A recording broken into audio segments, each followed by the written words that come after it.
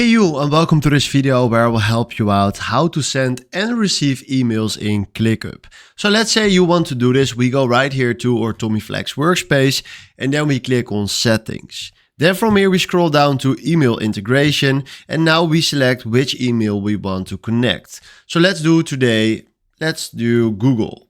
Then we select right here the email address that we are using. Then we do continue.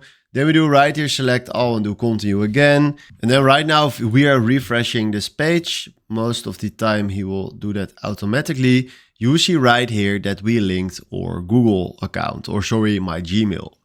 Then if you go back to the home and we select right here in our Teams page a project that we want to use, and we click right here on a task, you see right here that we can write a comment.